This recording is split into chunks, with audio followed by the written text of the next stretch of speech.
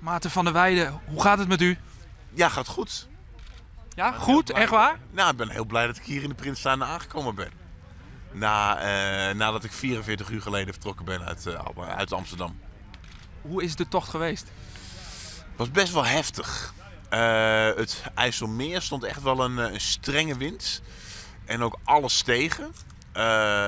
Dat was heel zwaar. Toen ik in Enkhuizen aankwam en we waren continu mijn kerntemperatuur aan het meten. Toen bleek ook eigenlijk dat het echt wel een beetje te koud was. Dus toen hebben we ook gezegd en hebben we de arts gebeld. Die zei van, nou ja, als het nog ietsje kouder wordt, dan moet je eigenlijk onmiddellijk stoppen. En toen steeg het weer.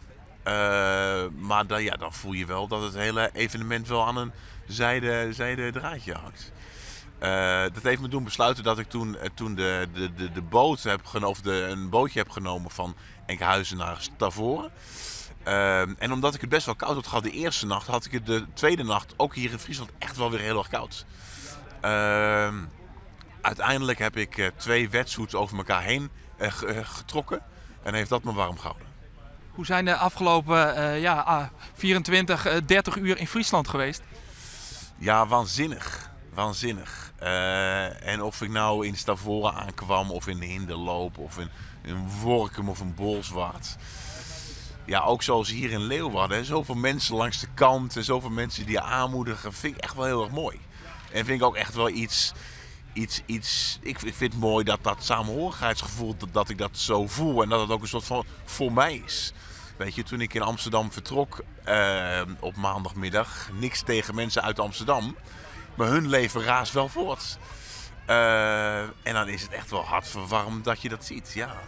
Ja, ook midden in de nacht heb ik begrepen. In Baard vanochtend stond de brug vol spandoeken. Heeft het u verbaasd? Ja, eigenlijk wel. Heel eerlijk wist ik helemaal niet waar Baard lag. En dat de mensen uit Baard dan toch de moeite nemen om daar iets moois van te maken en er een feestje van te maken. Als ik dan langskom, ja, dat is natuurlijk heel bijzonder. Hoe zijn de laatste meters geweest met uw dochter? Ook in de boot erachter? Ja, ik was eigenlijk wel heel blij dat het ook gewoon klaar was. Het is ook wel, in die 44 uur heb je natuurlijk zoveel momenten dat je dacht, oh, was het maar klaar. En nu is het klaar en ik ben hier in de Prinsentuin. En dat vind ik natuurlijk wel heel erg fijn. Tot in augustus. Ja, weet je, 18 tot 20 augustus, want dit is nog maar een trainingstochtje. En ik doe dit ook natuurlijk een beetje om aandacht te vragen voor die Elfsteden zwemtocht. En ik hoop dat ook enorm veel Friesen zich gaan inschrijven op elfstedenzwemtocht.nl. En gaan meezwemmen in elk van de 11 steden 500 of 2000 meter.